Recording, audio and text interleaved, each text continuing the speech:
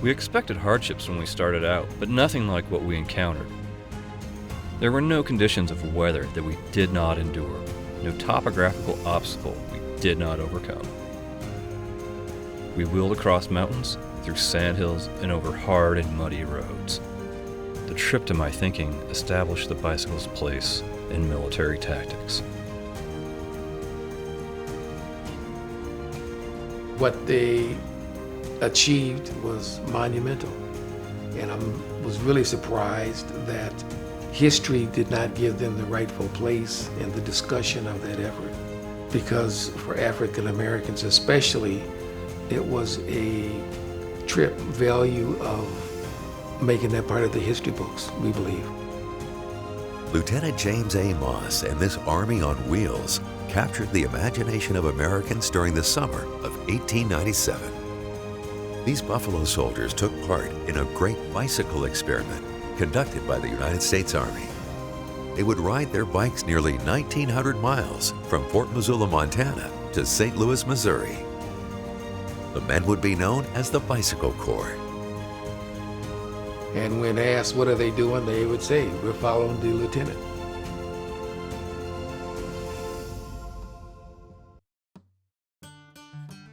In the 1890s, the American West population was small, and Montana was considered far away from the populated East Coast. Fort Missoula rests in the center of 5 valleys nestled along the Bitterroot River. It was at this military outpost that Lieutenant Moss would dream up the idea of putting soldiers on bicycles. During this time in American history, people in the West and North were more accepting of African Americans and black soldiers, who the Native Americans called Buffalo Soldiers. The black soldiers had black curly hair, and to the Indians, it looked like buffalo fur. And so the Indians really referred to them as Buffalo Soldiers. But also in Montana, in their winter coats were made out of buffalo hide with buffalo gloves and leggings and everything. So they were almost entirely encased in buffalo hides in the wintertime. And to the Indians, they looked like buffalo. I think it was in 1972 or 3 I started doing research after I came across the famous picture of the 19 of them. I thought it was incredible.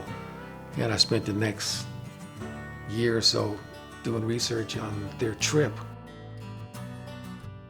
Lieutenant James Moss graduated last in his class from West Point, so he got the worst possible assignment that the Army could give him. That's in western Montana, out in nowhere, and in command or assigned to a black Army unit. It doesn't get much worse than that in the 1880s military. He made the best out of it. Command enjoyed the way he worked with the soldiers. He respected the soldiers respected him. He's got to do something to further his career. He thought that bicycles could replace horses in terms of transportation for soldiers. He wanted to prove that the bicycles could be used in a wide variety of terrain and weather conditions.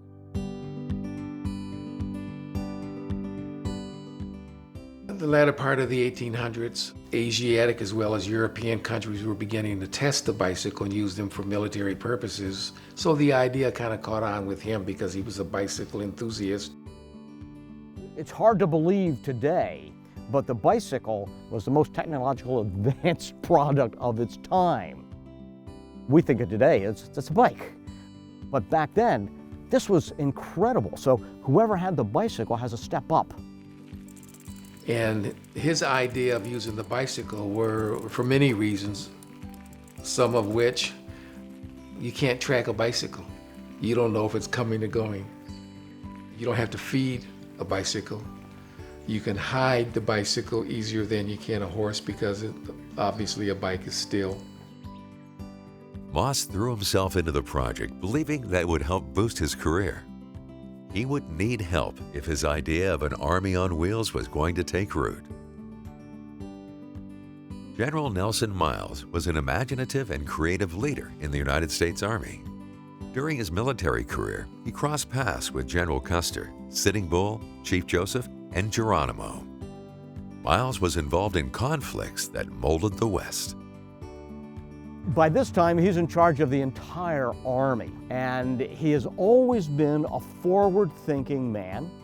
So he's seeing in the bicycle a way to combine a number of different things that will improve life for the Army. With General Miles' blessing, Moss formed his first bicycle corps in the summer of 1896. His plan was to test out the bicycle and men on 2 shorter trips that summer, before embarking on a longer journey in 1897.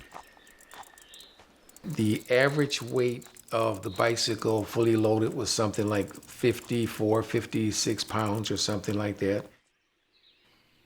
So that was a pretty heavily burdened weight for the bicyclists during that period of time. Well, the trip to Lake McDonald was undertaken by Moss and 8 men. That was his training unit. It was 4 days, 2 days to, 2 days back, and they made great progress. What was going to plague them emerged very early, and that was the weather. And that was going to be the plague for the experiment. Moss, believing the results of the trip to Lake McDonald were positive, asked for and received permission to conduct a longer test ride. This time, Moss and the soldiers would ride to Yellowstone Park and back. The trip took them 9 days. So they had some really great runs, and then they had some miserable treks with rain and the wind and the dust. The climbing and going up and down the mountains, there are no trails. They're very Indian trails, if anything. And some of them are very steep and rocky. So you can imagine going up those, you have to be pushing your bicycle up, putting the brakes on, pulling yourself up, pushing it up again, and then down the same thing, because you've got to keep control of your bike. So most of that was done by walking. They also had to take their bikes over the Continental Divide, which was a very arduous ride. They encountered lots of mosquitoes, lots of poor conditions. The roads were very, very poor, especially for bicycles. Certainly you see the photos of them on Minerva Terrace in Yellowstone. They're getting, to see Yellowstone as nobody gets to see it. This is something fun. They're trying to prove something to themselves, to white America, to the military. So they're going to put their all behind it. The soldiers had a chance encounter with Frederick Remington, a famous American artist. After breakfast, the march begins. A bicycle corps pulls out ahead. It is heavy wheeling and pretty bumpy on the grass, where they are compelled to ride, but they manage far better than one would anticipate. Frederick Remington. Later, he would paint the famous Charge Up San Juan Hill that included a buffalo soldier.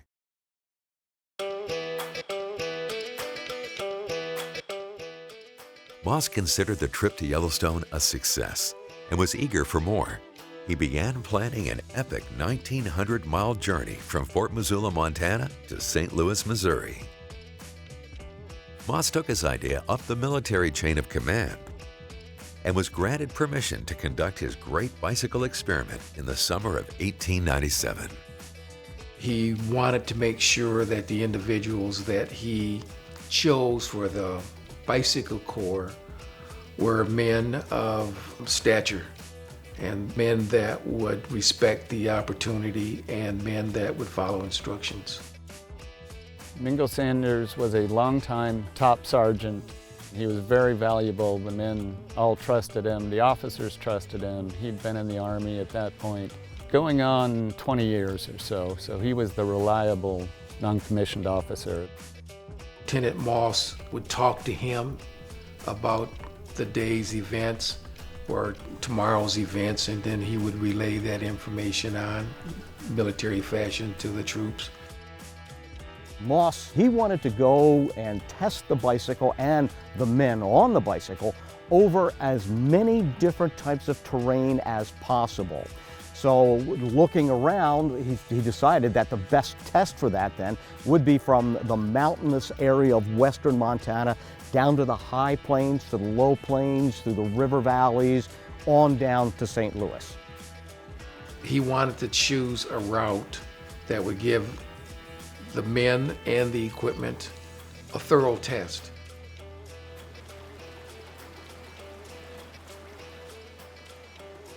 To keep the men supplied and to keep down the amount of weight that each man had to carry, the idea was that the path would go along pretty much parallel the railroad tracks so that he could transport supplies to each railroad depot along the way. This way it keeps the weight down, keeps the supplies limited that you have to take, and it also encourages you to stay on schedule.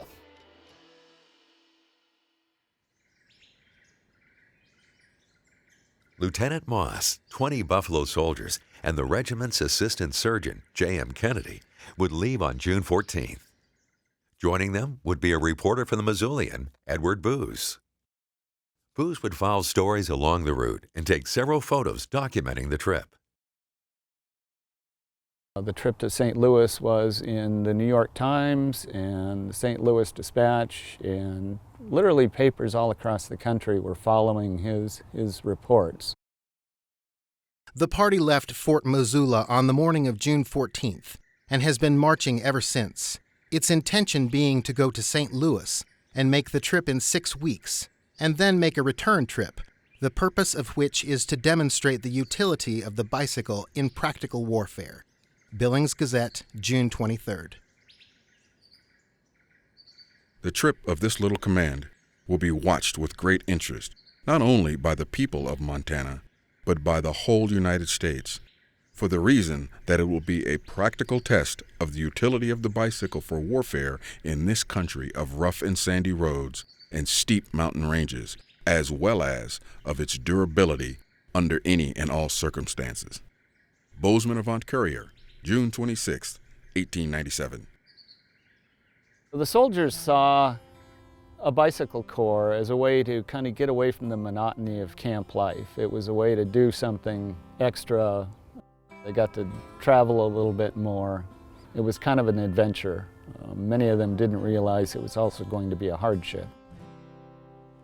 Ironically, when they left in June 1897 from Fort Missoula, it wasn't very far out of Missoula before the clouds came and it started to rain. And the roads, of course, that they used were either game trails or wagon trail roads that were full of ruts. And they had a hard time riding through the ruts in the muck, and oftentimes they had to walk and push or carry their bicycles because the gumbo mud was all the way up to the chain guards sometimes.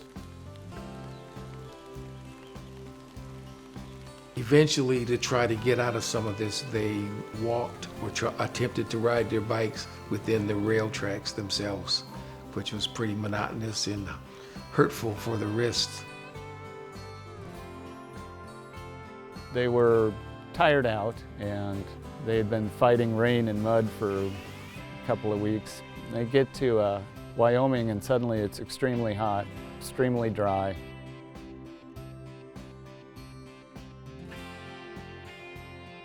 And they had probably not adequate food at that time. So it began to take a toll on the soldiers. Many of them had diarrhea, exhaustion, fevers. Some of the soldiers were forced to take their time. They didn't travel as necessarily one group.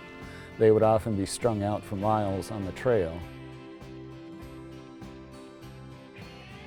At this point in time, even Moss reached the point of exhaustion and hallucinations.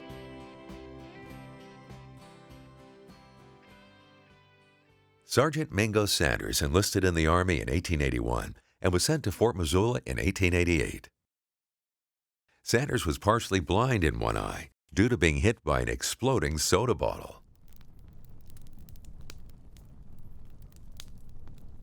Mingo Sanders became Lieutenant Moss's right-hand man. He was a spiritual advisor, was a father to the young troops. He was the one that motivated the troops when they were mentally or physically tired. I like to think of him as kind of the soul of the bicycle experiment. Moss is the brains and maybe the heart of it, but I think Sergeant Sanders was more like the soul. He represents the black man's experience. You've got Moss, who's, a lieutenant and destined for great things, perhaps. This is just, a black man doing the very best he can, and he's going to make sure everybody else does the best they can. If they got spread out, he would go back and check on the bicyclists that had fallen behind to check on them and see how they were going. So he played all of those roles. And he was the disciplinarian as well if troops needed to be disciplined for any infractions. One day we rode for 5 hours on 1 egg and 1 piece of bread. There were plenty of chickens along the way, but, the Army regulations are very strict. Unfortunately, they were burning so many calories that the food was probably inadequate. They were forbidden from foraging, as they called it. However, at least one occasion when a landowner ran them off of his property, Moss gave orders that if there were chickens suddenly appeared in the pot for breakfast, he would consider it an act of providence, I believe. The next morning, some chickens did miraculously appear for breakfast.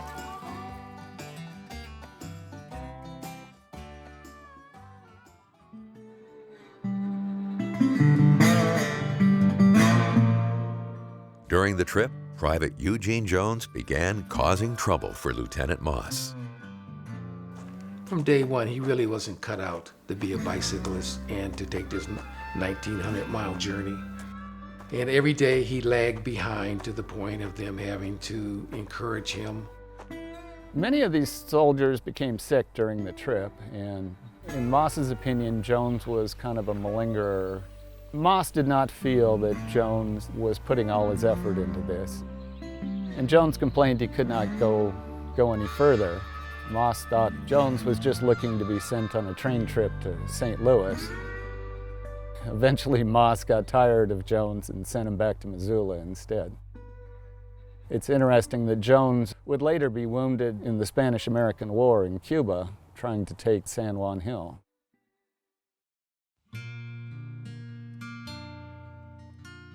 Bicycle groups would often come out and meet them on the road and ride along with them for miles or to the next town. There were a lot of, as Moss called them, country people who didn't appreciate bicyclists, and they didn't appreciate black soldiers either. There were a few instances, I understand, where the townspeople did not like them, did not want them to rest on their property. Most of the times they were welcomed.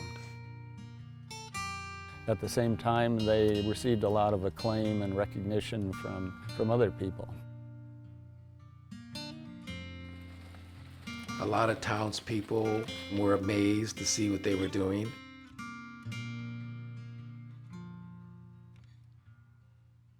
Well, Moss had a theory that the local road conditions kind of reflected the character of the people who lived there. And so when the roads were poor, he thought the people were uneducated and unhelpful to him.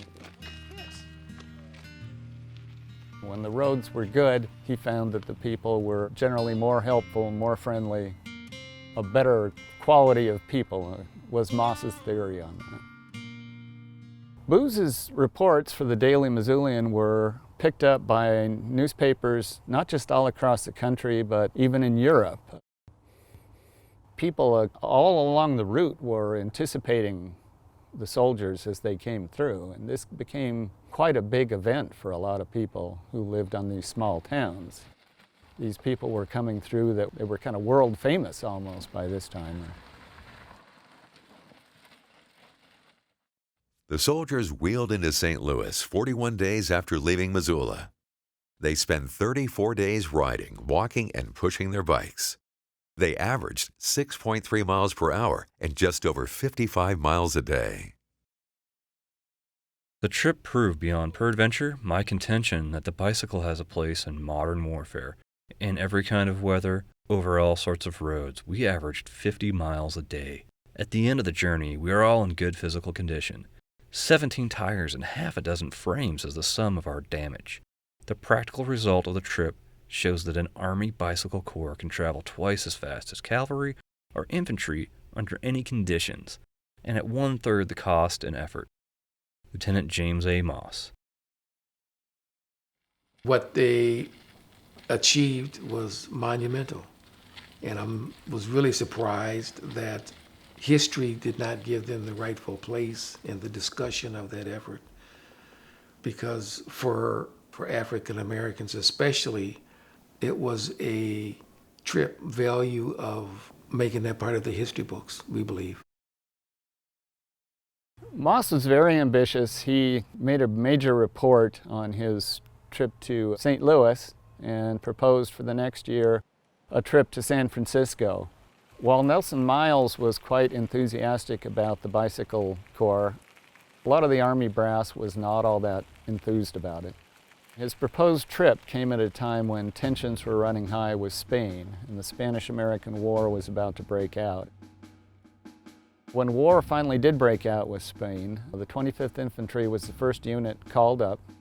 They marched through downtown Missoula. Missoula threw them a great big farewell parade. They were the first unit to head to the south in preparation to going to war. In all my 36 years of service in the Army, I have never seen a more popular turnout to bid troops farewell, with the exception of the Civil War, than was accorded us by the people of Missoula this morning. It made me feel proud, and I wish to express through your paper my thanks and hearty appreciation to the kind people of Missoula for the demonstration. Colonel Burt Missoulian, April 11th, 1898.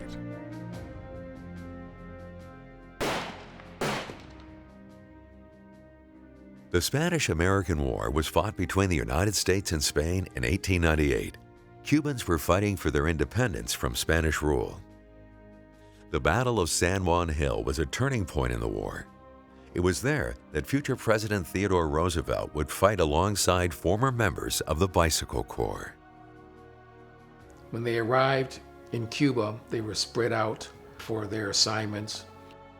They took part in the charge of San Juan Hill. And during that charge, Teddy Roosevelt was colonel of the Rough Riders. And they played a significant part in the battle for El Caney. Teddy Roosevelt charged up the hill. They were side by side with him, and arguably Roosevelt would not have succeeded. And when Remington does his very famous charge up San Juan Hill, if you look at it, there is one black man who is kind of like centered in it. It's kind of hidden until you see it, and then that's almost all that you see. And Roosevelt acknowledged what the black units had done for him in that battle, which makes the later story even sadder.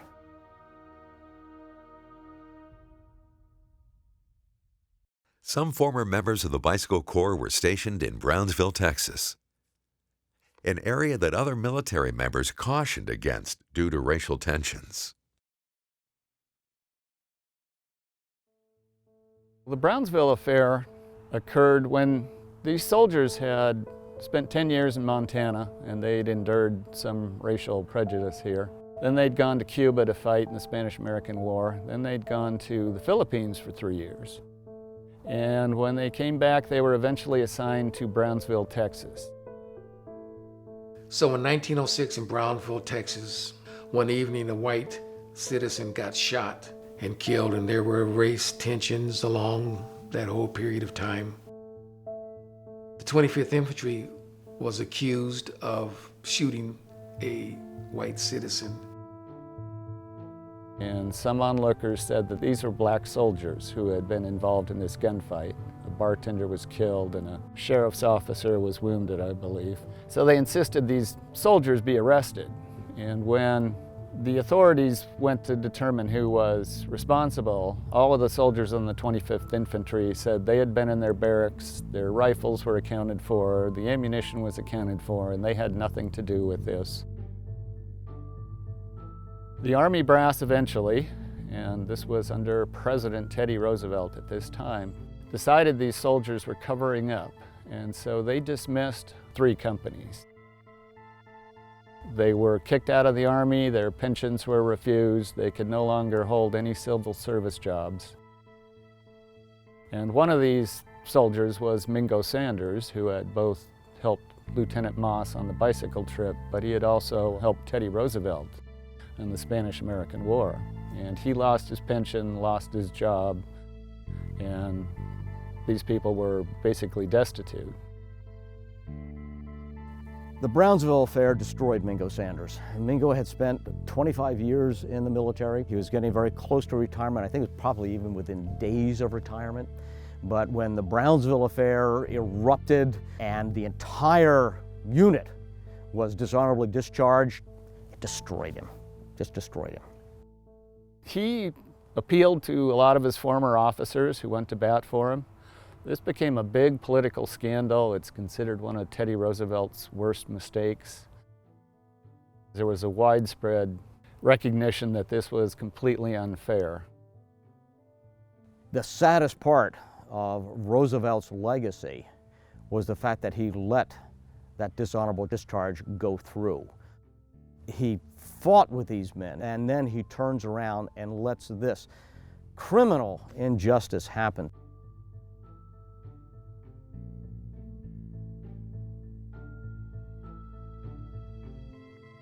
In 1911, Mingo Sanders appeared before the Senate Committee on Military Affairs. Sanders said, "I'm a poor man. I've served my country honest and faithful. I offered my life to be destroyed for the government, and now I am to be cast on the world as a condemned man? Can't you do something for me?" This was not rectified until the 1970s when President Nixon pardoned these soldiers and retroactively gave them an honorable discharge. But by that time, there were only 2 of them left alive.